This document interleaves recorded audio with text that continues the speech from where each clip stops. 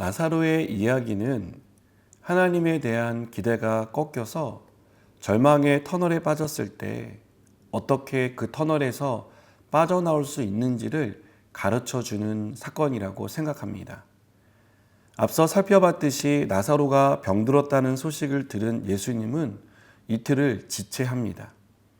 사랑하는 사람이 아프다는 소식을 들으면 단숨에 달려가는 게 일반적인 반응인데 예수님은 그렇게 하지 않았습니다. 그것은 나사로의 일을 통해 하실 일이 있었기 때문입니다. 우리는 하나님이 나를 사랑하신다면 당장 즉시 어떤 조치를 취해야 한다라고 생각합니다. 고통의 원인이 제거되어야 하고 근심의 이유가 사라져야 한다는 것이 사랑하는 증거라고 믿는 겁니다. 그러나 이런 기대와 달리 아무 일도 일어나지 않을 때가 많습니다. 당장 결과가 나타나지 않는 것을 보며 우리는 실망하고 때로는 마음의 깊은 상처를 받기도 합니다. 하나님의 뜻이 있겠지라는 생각은 전혀 하지 못합니다. 그만큼 힘들고 어려움을 호소하기 때문이라고 생각됩니다. 예수님은 14절과 15절을 통해 나사로가 죽었다는 소식을 듣고 내가 거기 있지 아니한 것을 너희를 위하여 기뻐한다라고 말씀합니다. 나사로가 병들었다는 소식을 듣고 달려갔다면 나사로는 죽지 않았을지 모릅니다.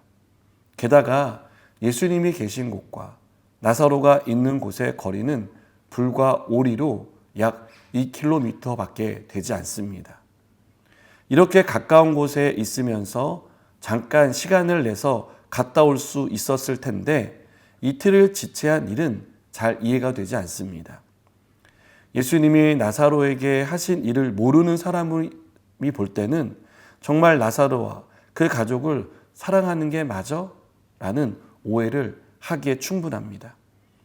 마르다는 예수님이 오자 주께서 여기 계셨더라면 내 오라비가 죽지 않았을 것이라며 섭섭한 마음을 드러냅니다. 가족 입장에서 얼마나 아쉬웠겠습니까? 또 섭섭한 마음이 있었겠습니까? 이해가 됩니다. 그런데 예수님은 이런 마르다에게 나는 부활이요 생명이니 나를 믿는 자는 죽어도 살겠고 무릇 살아서 나를 믿는 자는 영원히 죽지 아니하리니 이것을 내가 믿느냐라고 물으십니다. 이 질문에 마르다는 주여 그러하외다 주는 그리스도시요 세상에 오시는 하나님의 아들이신 줄 내가 믿나이다 라고 대답합니다. 마르다는 예수님을 그리스도로 믿었습니다. 그러나 예수님이 부활이요 생명이라는 사실은 알지 못했습니다. 우리도 마르다처럼 예수님을 그리스도요 하나님의 아들로 고백합니다. 그러나 죽음과 같은 큰 고통 앞에서 고난받는 상황 가운데 예수님이 부활이시고 생명이시란 사실을 까맣게 잊어버립니다. 주님은 죽은 자를 살릴 수 있는 능력의 하나님이고 생명의 주인이 되신다는 사실을 믿지 못하는 것입니다. 마르다가 나사로의 죽음을 안타까워하며 죽은 지 나흘이 되어 냄새가 난다고 말했지만 예수님은 부패해서 냄새가 나는 사람도 살리시는 부활의 주님이시고 생명의 공급자가 되십니다. 우리가 믿고 따르는 주님이 그리스도시요 하나님의 아들이라는 사실은 주님께는 능치 못할 일이 없다는 것을 말해줍니다. 내가 기도하며 기대했던 결과를 얻지 못했다고 해서 절망하거나 실망하기에는 아직 이릅니다. 주님은 여전히 전능하신 하나님이십니다. 여전히 부활이요 생명이십니다. 소망이 완전히 끊어진 상황에서도 주님은 살릴 수 있습니다. 주님은 오늘 우리에게 이것을 내가 믿느냐라고 물으십니다. 이 질문에 내가 믿나이다 라고 고백하는 저와 여러분이 되기를 바랍니다.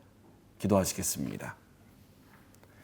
하나님, 너무 큰 낙심으로 마음이 무너지고 하나님이 나를 사랑하시는 게 맞나? 라는 의심이 들 때 주님 우리에게 부활이요 생명이심을 말씀해 주셔서 감사합니다. 오늘 이것을 믿냐라고 물으셨을 때 네, 제가 믿습니다라고 고백하는 믿음의 사람들 되게 해 주십시오. 예수님의 이름으로 기도드립니다. 아멘.